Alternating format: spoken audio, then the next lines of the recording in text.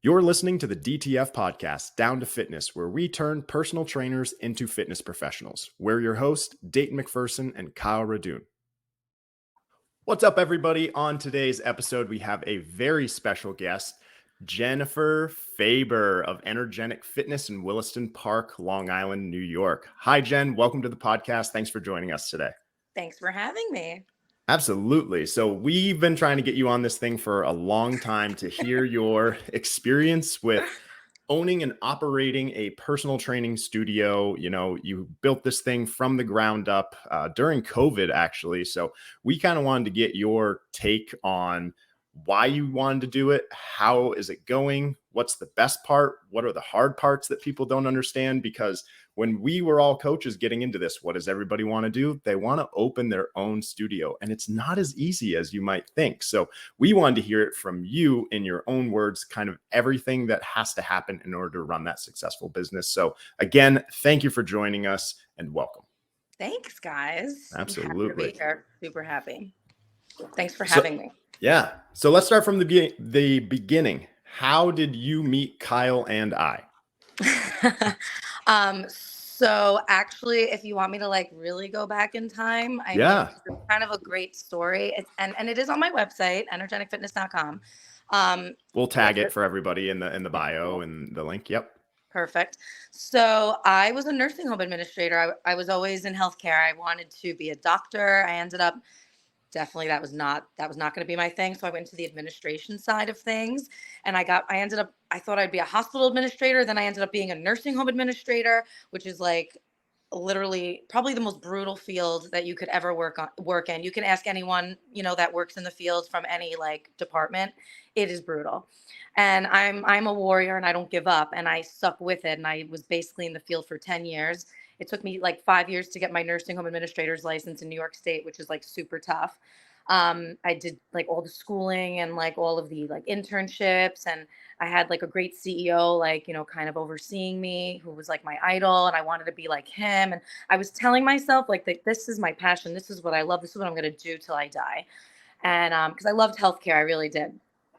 So, when I realized that I was burning out, and I went from, becoming an administrator, getting my first job as running my own building. I had hundreds of employees under me, 24/7 on call, not a great life. I realized that I was out with my friends, and I was taking calls and dealing with emergencies, getting up in the middle of the night, snowstorms, sleeping on the tile floor in my office, all these crazy things that I never thought I would do. And I realized I was burning out after 10 years.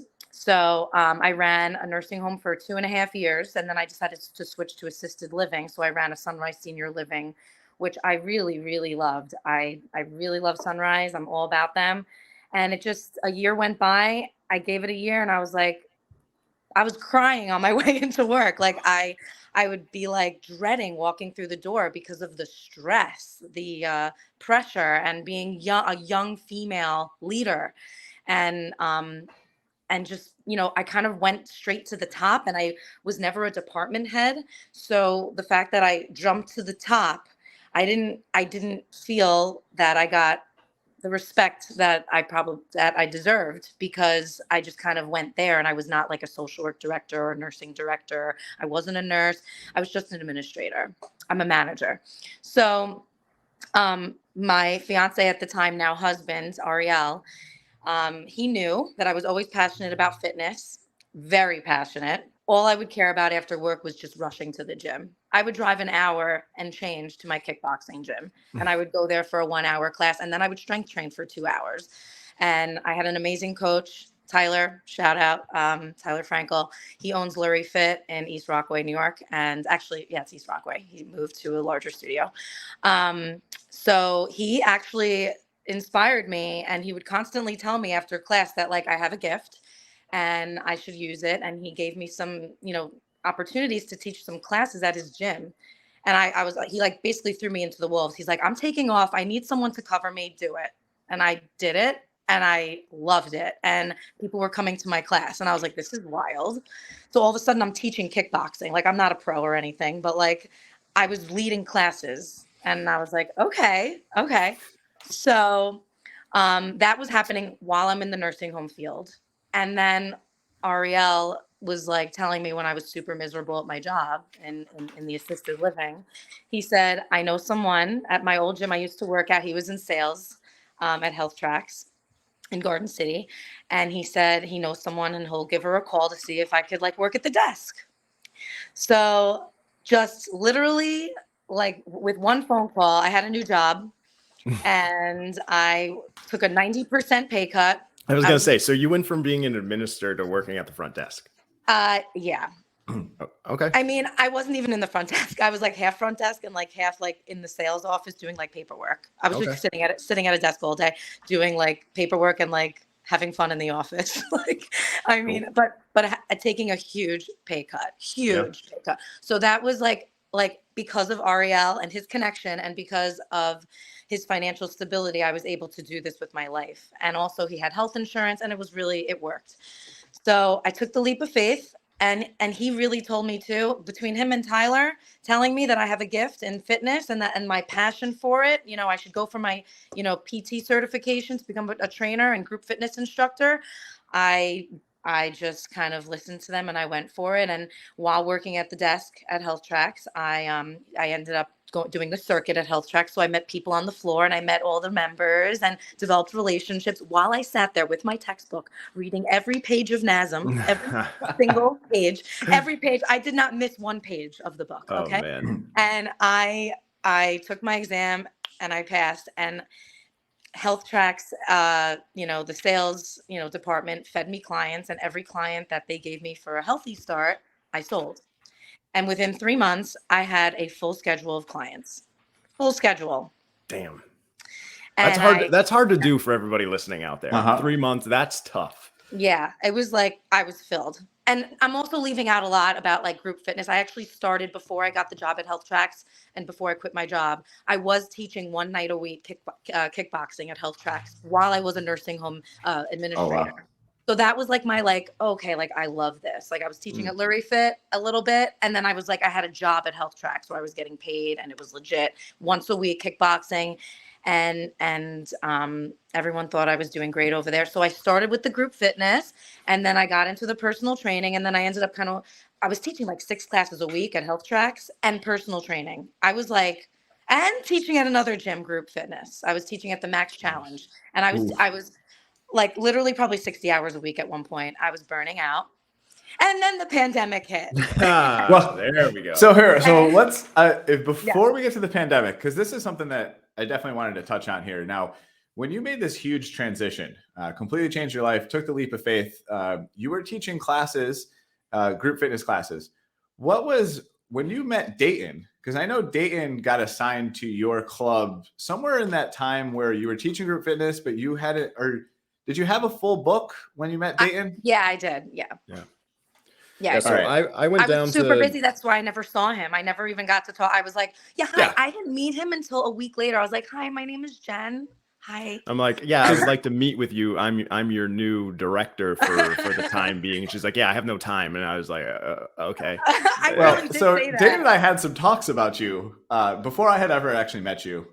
Dayton mentioned that there was this trainer, total kick-ass, like rock star trainer, super busy, but Dayton had all these ideas for you that wanted to like promote you and build you up. And I remember him being like, you got to come down. You got to meet this trainer's a total rock star. And I think we exchanged a couple text messages. But then I came down. I had no reason to come to your location. Dayton had it all under control. Dayton's like, let's go for a ride. And came down just to meet you because you were truly kicking ass. Right. Aww. So it was like, what is Jen doing?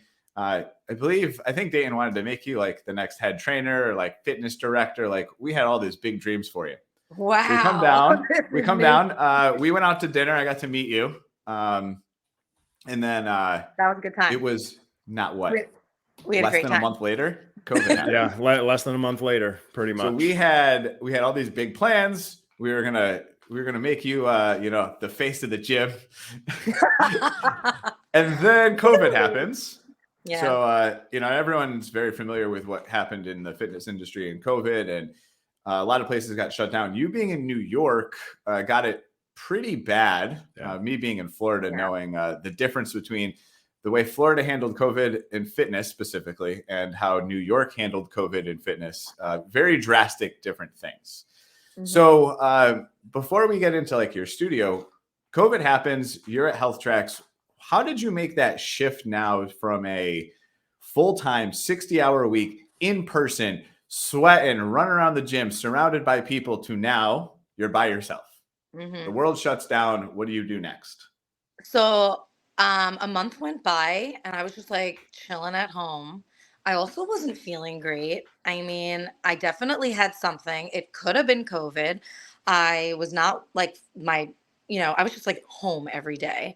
And all of a sudden, like literally 4 weeks later, when people realized that this was not gonna like go away anytime soon, I got my first text message from a client. And I was touching base with them, like checking in. How are you? I hope you're going out for walks. Immediate. I was communicating with them a little bit here and there, very very little. I wasn't hustling to like get them or anything. And Enjoying then the much needed break. I really was. I think Yeah. I was like seriously burnt out. Yep. So I was really like busting my butt, like working and working and working. I was like, oh wow, this is kind of nice. I'm not gonna lie. So I got my first text and she was like, hey, like I'm like not moving and I'm like gaining weight. Will you come to my house and train me in my backyard? And I was like, okay, I guess I can do that if that's what you want. Like I'll wear a mask and I'll do whatever you need. And then I started training her like twice a week in her backyard. And then I got another message from someone else. And she was like, I'm in Bayside, but like, will you come to me? And I was like, well, that's two people. Like, I can handle that. Okay. And then 2 went to 5, 5 went to 8, 8 went to 10, 10 went to 20. And there I am, traveling trainer, 20 clients. All my old clients were reaching out to me one after the next, after the next. I wrote down all my client names on a sheet of paper. And I would say 75% of them wanted me to come to their home. Wow. And then I realized the driving was getting too much. And I actually turned my little apartment office, well, I'm sorry, Ariel's office. We kind of, got rid of his office and threw out his desk, and it became my indoor gym in the winter. And in the summer, we trained on this balcony right here behind me. And I was basically running my business out of my balcony. And That's awesome. and everyone had a nice view and it was like sunny and like I got a thing for all this equipment and I just bought equipment every week. I just bought a little bit more equipment and I just had like one after the next. Ariel was sitting in this chair all day long doing his like remote work, and one by one that doorbell rang all day long. Next, next, next. And I'm like, this is great. And Ariel's like, I can't do this anymore. Like this is like not going to work for me. And actually, I should backtrack a little. Before that happened, there was another story within this crazy story of my life. I tore my Achilles. Oh, that's right. I forgot about that. Yeah, guess what? That was like 3 months into like getting everyone on my roster and like really being busy and working like a crazy person like during this crazy pandemic. I ended up tearing my Achilles. It was a freak accident. I dropped, a bottle of wine, a small bottle of wine fell on my ankle, and the piece of glass inside like kind of cut my Achilles in half. Whatever. It's a long story. If you want to hear about it, DM me at EnerJENic Fitness. I'll tell you more. It's a very long story. So I was out of commission. I got my surgery, but 1 week I got immediate surgery, and 1 week later I started training virtually, and there I am with my foot up in the air like this. Literally like that. Yes, you could put that on. That's fine. And I was training people with my foot in the air in a chair all day long on the computer. Wow. And everyone stayed with me. Everyone. There's not one person that I lost. Like I can't even think of anyone. Dang. So they all stuck with me. And then 3 months later, 2 months later, I was kind of walking again. And then I was outside on my balcony. They started coming back in person, and I continued running my business. And then Ariel was like, all right, this is like out of control in this apartment. Like, this is crazy. I can't do it. I can't focus. He goes, I'm looking for a studio for you. And I was like, you're insane. Okay. You're out of your mind. I'm going to go back to Health Tracks and I'm going to continue my life like that. I'm going to work at a gym. Stop it. And he found a place 7 minutes from the apartment. And I'm like laughing in the car. I'm laughing. I'm like, this is so dumb. Like, why are we wasting our time doing it? He's like, Jen, I cracked numbers. He's like, you're only charging this amount of money right now. If you get this studio with this rent that you have here, you are going to make it. You have a gift. Like, they want you. And he's like, start asking your clients if you had a studio, if they would come to the studio, even during the pandemic. And they all said yes. So, because they said they don't want to go back to big box gyms anymore. So they said I would go to a small studio. So I had to put a whole business plan together for the landlord. He's like, I'm not doing this unless you write. I want to see what's going on here, because he didn't really want a gym in there. So I would stay up till 3 o'clock in the morning every day for like a month. And I drew up floor plans, everything. I did everything. And next thing I knew, I was signing a lease for my own studio. That's awesome. And it's been rainbows ever since, right? Rainbows, lots of them. Well, that's an awesome That's story. Just kind of knowing like where you came from, your background and your passion for fitness really allowed you to take this big leap of faith, because I've been very adamant about this ever since I started in the fitness industry. I have zero want to ever own my own studio. And I just admire you for wanting to do that. It's just nothing that ever has come into my head like, yeah, I want to do this, because I know so damn hard that you work your butt off all day, every day. And like, kudos to you. I mean, Kyle, with your spot too, you guys are just like crushing me.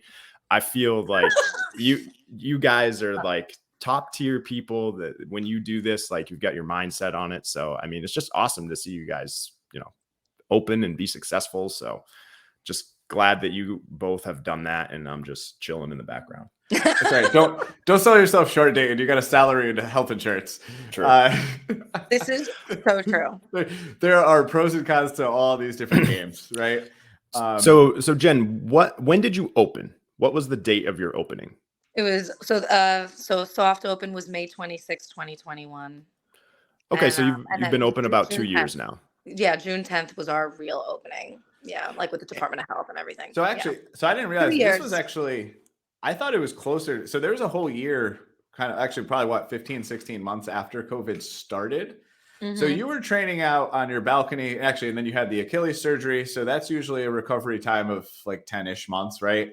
Yeah, like I wasn't fully, when I started like training again, I was not fully recovered. No, I didn't. I was going to physical therapy like 2 months after surgery. Like it takes time to go to surgery. You got to sit in a boot. You got to sit in your cast. And then I don't even remember, like you have to sit in things like, and then finally they take the cast off. It feels like forever. It's like, 6 weeks, you come back, I take this off. And then you're in a boot, and then you can go to physical therapy. I feel like I was in physical therapy like 3 months later. I didn't start moving for a while. It was like, yeah. So crazy. So it puts you off. So the studio opens up a little over a year later. Now, what was some of the COVID restrictions in New York like trying to get your studio open? Was it like any extra challenge being in the fitness industry post-COVID, or were things starting to lighten up and you kind of just were able to business as usual?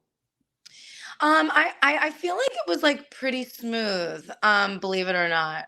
The only thing was like with the Department of Health, there were these new COVID guidelines, like little things like, you need the COVID filters, like the air filters. I needed to have certain like policies and procedures written up for COVID. It had to be in my contract, like COVID protocols. The housekeeping, company I hired, I made sure they had like a special, like, spray that they would do quarterly, like, like very little things. I think the harder part was like the people calling me once I announced the gym opening, kind of just the announcement that like coming soon sign going up, and people calling me and questioning me to death about what I am doing to prevent the spread of COVID. I would say that, the clientele was probably harder than like the government, the local government, like local government was like, fine, the opening the smoothie bar inside my studio was harder than the gym. I just had to put signs up. They wanted me to have some like, cover your cough signs up and things like that. Wash your hands, Did you have to make a lot of investments in like putting up the glass shields, or like, did you spend a lot of money on that? Okay. So you were fortunate. You got to miss a lot of the big expenses. Because one of the big things I saw in the early times of COVID was even the big corporate gyms. And I think, Dayton probably had some experience with this. Yeah. we're installing these like plastic shields between treadmills and at the front desk. And like watching these small mom and pop businesses spend thousands of dollars. Now, Dayton's coming from a corporate gym that has a bank account that can probably spend a little money on some plastic pieces. But I wasn't sure if like a small studio owner, I know some friends that they ended up getting shut down because they spent so much money on these hard to say, but bullshit ways to prevent COVID, and they were draining people's bank accounts and putting them out of business. So it's really fortunate that you actually you were a little bit past that, right? Yeah, we were like literally, we were in that stage where people were starting to leave their homes, and like, like it was just like this weird stage of COVID where people weren't as neurotic. Like people were like, okay, I got it. I got antibodies. I'm good. Like, everyone had it. Like everyone, they weren't as afraid. They weren't as afraid. And they saw people were in their, like the roads were getting busier. And, when I was driving around, like for going to those home visits, You're the only car. No traffic. It was amazing. I miss those days. Yeah. We did have one shield at the front desk, and that's because the Department of Health told us that's the only one we needed. I didn't need one at the smoothie bar. I had 3 treadmills next to each other. I did close the middle treadmill, so I only had 2 treadmills when I first opened in use. But a few months later, we just opened it up. Yeah. That's awesome. We got lucky. We definitely got lucky, but that's awesome. Yeah. So let's talk about the studio and your model. So you have an open gym, personal trainers, and group exercise, correct? Yes. And now we have dietitian services, registered dietitian services, a whole nutrition program. Great. So you're kind of all encompassing. You also do small group training too, paid for small group training as well, or is it just group exercise? I would say small group training is something that we're like working on, we're to like build that up a little bit. It wasn't so successful, like because we're trying to work out times and getting like 5 people together at one time. It's been a challenge. So, but we do offer it. If 5 people were to come in, we have it. We have the programs we have the pricing ready to go, but it's not something that we're actively doing. All right. So what are your hours like, Jen? Are you open from like 5 a.m. to 10? Like what is your hours of operation? So it's Monday through Friday, 6 a.m. to 12, and then 3:30 to 8. And then Saturday. Yeah. So you have a little gap in there that you guys are closed. Okay. So this was my genius idea. Just seeing how my schedule was before I opened the gym. I was like, I'm talking to Ariel, we're talking about this stuff. And he's like, we need to be open all day. And I'm like, that means that we're going to be a slave to that place. And we're going to sit there from 6 a.m. to 8 p.m. all day long. We live 7 minutes away. I said, most people don't train during those hours anyway. So even if I were to take a 12 o'clock client, I can go home from 1 to 3 and like, just to get out because it's so many hours in there. And I did this as a lifestyle change to have more balance in my life and to do what I love. Right. So I'm like, do I want to burn out? Like, so that was me kind of thinking like about Jen and like what Jen needs, and Jen needs a break, So that break has been a blessing. And Ariel literally like thanks me all the time. He's like, I'm so happy I listened to you. I'm like, for once you actually listen to me. He's like, that was like the smartest thing that you could ever think of doing. I'm like, I know, because people like, we don't need to open the gym during that time. We'd have like one open gym member in the middle of the day. Saturday, Saturday 7 to 3. You do have open gym hours though, so people can come in and just work out. Right. So here's the thing. Those hours I just stated, the Monday through Friday, 6 to 12, 3:30 to 8, those are the open gym hours. Okay. Personal training is 24/7. Every trainer has a key and they can train whenever they want. It's a studio for them to use for any time. Yep. So they all have a key. They know how to set the alarm, turn on the music, TVs, the air conditioning. They know how to open and close the studio, even if I'm not there. So they can take 5 a.m. clients and you can sleep in. Yeah, it happens all the time. That's how it should be, right? Totally. How big is your studio, Jen? Approximately 2,000 square feet in the main level, and then downstairs in the basement is 2,000 square feet. Oh, and what goes on upstairs as opposed to in the basement? So upstairs is all the cardio equipment and the strength training equipment. Okay. And dumbbells and like everything. And then downstairs is basically like a group fitness studio. But because we're not super busy with group fitness, the open gym members use it all the time. I do have a lot of equipment down there as well, like free weights, body bars, kettlebells, sliders, jump ropes, and they go down there and they do their training down there because it's a nice long area. They could do walking lunges, run, whatever. I have a rowing machine down there. Battle ropes are down there. So yeah, so it's huge. That's awesome. Yeah. So my last kind of question, and Kyle, if you want to ask questions too, that's fine. You can. You're a part of this podcast. Let's talk about your members. So do you know approximately how many members that you have? Right now we're in like the 60s, mid 60s in open gym members. Okay. Yeah. And then how many personal training clients does the whole gym have, not just you? I have to say, just a rough guesstimate. Maybe approximately like 50. Okay. And a majority of them are probably training twice a week for an hour, would you say? Oh, yeah, at least twice a week. Yep. Yep. Mm-hmm. And you don't have to talk about costs or anything like that and prices unless you want to, but how do you charge your memberships? Is it yearly, monthly? Same thing with personal training as well. How'd you set up that part of your business? So for personal training? For both membership and also personal training. Okay. What are the options? Open gym membership is $59 a month, or $39 a month for students, or we also do an annual plan of $600 for the year, and they get a free month. Okay. We also do a summer student special every year. It's $99 for the kids that come home from college, and this membership goes from June 1st to August 31st. That's great. Yeah.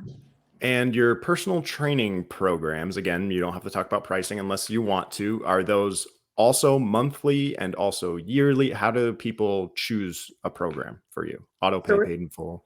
Yeah. So actually, that's exactly what it is. So we have auto pay and paid in full plans, and very similar to Health Tracks. I thought their model was it really worked, and I'm so used to it. It's something that comes naturally to me to explain to people.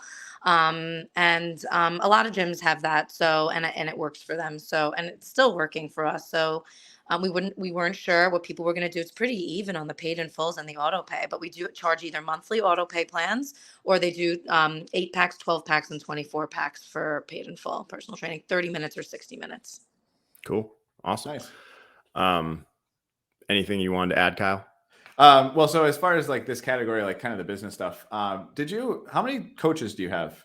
I think you said 3 coaches, including me, including me. Right now I have 4. Now, are they all like kind of full time, 5. or do you have 5, including me? Yes. So they like full time, or like getting to full time, or do you have like some part time, some full time? They're all part time. They all have other things going on. Yeah, I mean, that's where you set, but like a lot of them, they're interested in giving more hours. So it's like I am building them up, but I think it's like, part time is, it's probably sufficient for them, And then you added a dietitian to your roster. So how does that, now do your current clients get access to them? Is there like an extra fee or program for that? Yeah. So everything in our studio, I call it a la carte. So every service is sold separately. Group fitness is sold separately. You're interested in the dietitian, you get a free 10-minute discovery call with her to see how she can help you and like the kind of services she can provide. So we just offer it when I feel like someone might need her services, I'll tell them about it. And she's actually, yesterday we actually just like had 3 people inquire, and she's calling 3 people on Monday to inquire about her services. So yes, so that's a separate package. We do paid in full packages for her and auto pay for biweekly and weekly for her. 30 minutes. Cool. All right, that's awesome. So, I'm really curious as some of like the business stuff too. So you talk about, programs and personal training and gym memberships, but that's pretty common for all of us trainers that we kind of go through some of that. What I think a big purpose for having you on is a lot of trainers that are good, like yourself, they get really busy and they think, screw this company. I'm going to go take 100%. It's going to be so much better. I'm going to make so much more money. I love owning a business. It's going to be great. Yeah. I want to be the boss. And from my experience, most people I know that get into that realize that they were better trainers when they worked for somebody else, and they weren't quite ready for true entrepreneurship. So when you did get everything going, what was that first moment where you kind of got smacked in the face that was like, oh, I don't get to just work out all day? Yeah, I'm feeling that a lot now. Oh man. I realized that, you know, this field in managing people is very different from healthcare. So this is actually a pleasure for me to like to be the boss and to I don't even really look at I really tell my team that I want like a you know, all of us to be equal and we're all a team and we're all doing the same thing all day long. Yeah, okay, like it's my business, fine. But like we have the same values and we train, you know, like I'm training them to train similarly to me, and teaching them like what I know. We actually teach each other things that were, you know, our strong points. So, you know, I don't really feel like, you know, stressed out being the boss or anything like that. Does that answer your Yeah, question? no, Like, I mean, so, working with a team, definitely, I'm glad you tied it back to your old job because that was going to be my next question. It was how it kind of yeah, differed from working with like the medical professionals to yeah. like having a team of trainers. Yeah, like I'm actually like doing something that I love and I understand what they do. And like, you know, night and day. But there was this one point where like I had my first team meeting and I remember texting Dayton and I was like, Dayton, I'm about to have my first team meeting. I feel like I'm back in healthcare. Oh my God. It's like I didn't really want to lead a meeting. I was like, oh my God, like I don't know if I want to be the boss right now. Like, let's just like have a great time and like do fitness. Like, but it is important to have team meetings and I don't want to be a tyrant. And I took some of the skills from healthcare and I have applied it. Like I definitely have managerial skills because of my experience in healthcare. And I took the bad qualities of myself that I learned in healthcare and I left them at the door. And I just like used the good. And I That's learned a awesome. lot because That's I got great. a lot of feedback in healthcare about the good and the bad about me. Yeah.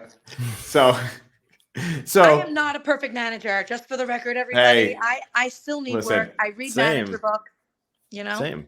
Yeah. people need to realize that, Dave and I, we host this podcast, but we screw up every day in our businesses. Like this is part of it. We're all still learning. We're all still working through it. Yeah. So, from like the people side. What about like, now when a treadmill breaks, right? Yeah. You got all these people that Hurry want to use your up. treadmill. Hurry up. We have a partner for that in business and Yeah. in personal, right? So Ariel runs kind of like some of the maintenance, and I think you mentioned earlier, kind of like bookkeeping and stuff is done by him. Yeah, that would like be he even harder literally. if What? like that would be even harder if you had to do all that stuff as well. So that's great that you have someone helping you out because I mean, even at my place, I don't do the bookkeeping. I have someone that does that for me. So that's a good thing is that you have that benefit of having someone by your side. Yeah, he works remotely and he works downstairs in the studio with me every single day. Oh, that's great. So now he has a new work from home office too. Huh? That's great. Oh man. It's not great, guys. It's not great. But this is not going to be forever. I'm telling you right now. We discuss it every day. I'm like, I don't want to see you every day. I don't. I love you and like I need you right now, but like I can't do this forever. You know, and even the members are like, how do you do it? Oh yeah. And we just got married last August, so it's like, still a little new. Eventually you'll be slow down. So then, as far as equipment, he's in charge of that. Have you had any issues? Because sometimes too, like we overlook having like emergencies, a pipe burst or a toilet overflows, or you have, backed up sewage. Like these things happen in businesses. Do you have any situations in your first year or two now that you were like, oh my God, I didn't see this coming? Oh yeah. Well, literally just a few months ago, we had a sewage flood. Oh God. However, thank God for insurance and spending a lot of just to you people out there that want to own a business, get really, really good insurance. Okay? Because of our insurance, we ended up getting a brand new group fitness studio downstairs with real vinyl floors. And that's awesome. we had nasty carpet down there and our studio looks absolutely beautiful. I haven't posted it yet. I plan on doing it so everyone could see. The pictures aren't even on Google yet. But because of that, little issue, which it's from, the building being super old, and we learned our lesson from that. Did not see it coming. Never thought in a million years that would happen. We had to get like mold remediation done, keep the place safe. I had to actually shut group fitness down for like a month because construction took so long. that, thank God for the personal training and, the other aspects of our business, that the business could keep running just fine. But yeah, these things do happen. But because I have a great business partner, I was able to get through it together, and he handled really all of that.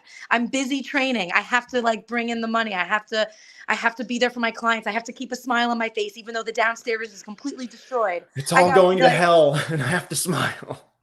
They're like, how's it going down there? I'm like, oh, it's Great. fine. Yeah, it's fine. Just don't go down Picture that there. meme with the fire all around you, and you're just like, This is it's fine. fine. I'm fine. This is fine. This is me every day. Yeah. Everything's So great. this experience for you with opening up a studio, looking back on it, was it easier or harder than you expected it to be? You talked about that drive that you took over to it, and you're like, why are we even doing this? When you signed the paperwork and reflecting on it 2 years later, is it as hard as you thought or harder? No, it's not as hard as I thought. It's not as hard as you thought. Okay, so that's a good thing. Even if quote unquote the shit hits the fan and your whole thing floods downstairs, you kind of knew that stuff would go wrong, but you've been able to handle it relatively well. Right. And we also were very particular with what space we were using. And we wanted to make sure it had good bones. And obviously there's things we had to replace the roof. We had major leaks when we first came in. There were definitely some headaches. But now that we see that we've overcome so many obstacles at this point, I feel stronger. I feel we got this. Awesome. Whatever's going to come our way, we got this. And I have a team, and all of our clients care about the two of us. They're like our family, and all of them. When I had my, I actually also had back surgery last year. So when I had my back surgery, and Ariel had to get in his car and be there for me, fast, because I was in severe pain and he had to rush home for me or whatever. Random clients would sit at the desk because they would just walk over. It's a local studio. They'd walk there and sit at the desk to cover the desk. Wow. And we have a family. And because of that support, that is why it is, I don't want to say it's easy. Okay. It's not easy, but it's easier than I thought. But also what I thought wouldn't be easy was the financials. Are we going to make it? That's why I didn't want to drive there. I'm like, I'm not going to make it. How are we going to pay all the bills, the electric, the gas, everything? How are we going to do it? And the labor, how are we going to do it? And actually that's not my stress. Actually, my stress is more work-life balance, managing a lot of clients and staffing and making and client retention, and which we're actually really, really good at. But the balance and having staff sit at my desk and covering clients and managing staff is probably the harder part, because the business is successful. We're doing a great job.